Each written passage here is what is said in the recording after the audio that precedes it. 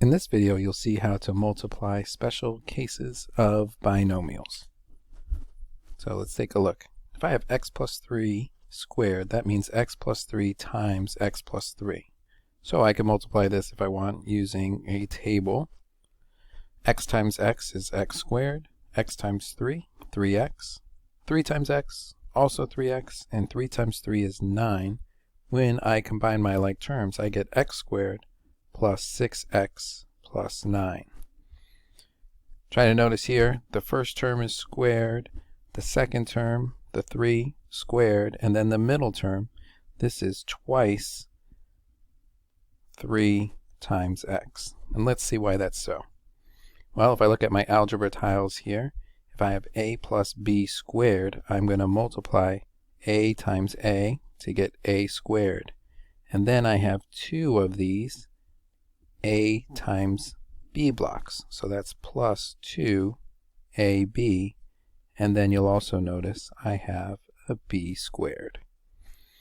So this will sort of be my general formula when I have a sum that I'm squaring. So how will I use that? Well, n plus 7 squared, I'm going to square my first term. That's my a. So I get n squared. My second term is 7. I know the middle is 2 times a times b. So 2 times n times 7 is 14n. And my last term is b squared, 49. Why don't you try this next one?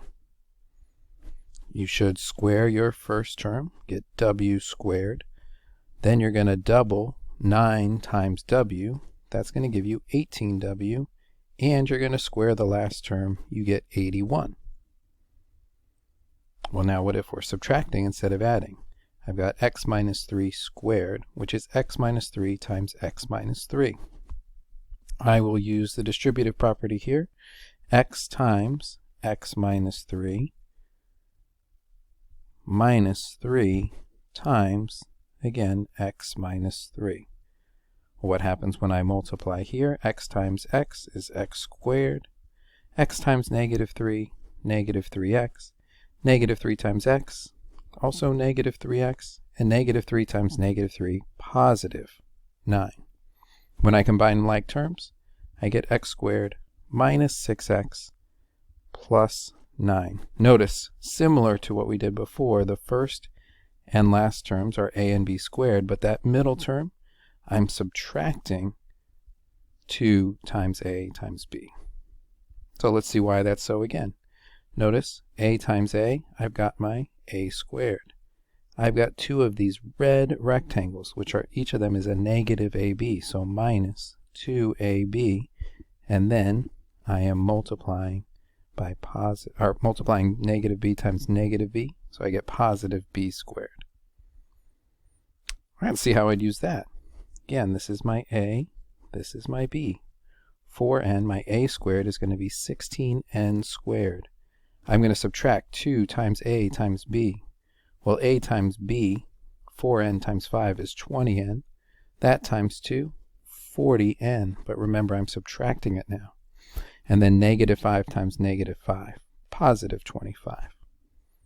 Why don't you try the next one? You're going to square the first term, 4w squared.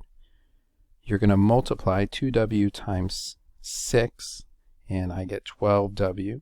Then I got to multiply that by 2. I get 24w. So I'm going to subtract 24w. And then negative 6 times negative 6, positive 36. Now let's see if I've got a sum and a difference and I want to multiply them. So I'm going to multiply x times x minus 3, the second factor there, plus 3 times, and again, it's the second factor, x minus 3. When I multiply this out, I get x squared minus 3x plus 3x minus 9. Now look what happens here when I combine like terms. I just get x squared minus 9. That middle term zeroes out because these are opposites. And we call this the difference of perfect squares because x squared is a perfect square and 9 is a perfect square. Okay, let's see the general case of a plus b times a minus b. You see we multiply a times a, and that's going to give us our a squared. Then I've got a times positive b. Well, that's going to give me ab. But then I've got a times negative b. That's negative ab. These are zero pairs. They'll zero each other out. And then b times negative b is negative b squared, the difference of perfect squares. So how can I use this? I can see here I'm multiplying a sum and a difference. So I'm going to square my a, 5n squared. That's 5n squared times 5n squared. That's 25n to the 4th power. And then I'm going to multiply negative 7y times positive 7y. I get negative 49y squared. And remember, that middle term is going to zero out. Why don't you try the next one? You're going to square the first terms. 6x to the 3rd times 6x to the 3rd. 36x to the 6th power. Positive 2m times negative 2m. Negative 4m squared. All right, let's see if you can apply what you know. I want you to find the area of the shaded region, and I've given you the dimensions of both of those squares. So first I'm going to square m plus 6 so that I can get the area of the large square there.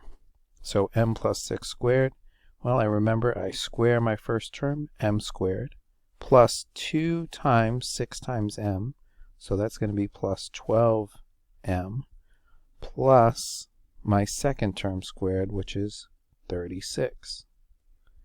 Now I've got m minus 2, and I want to square it. Again, I'm going to square my first term, m squared. Now I'm going to multiply 2 times m, and then double that, so that's going to be minus 4m, and negative 2 times negative 2 is positive 4. To find the area of the shaded region, I need to take my first region, which is m squared plus 12m plus 36. That's the big rectangle. And now I want to subtract out the area of the small one. So m squared minus 4m plus 4. When I subtract these two here, m squared minus m squared, that's just 0.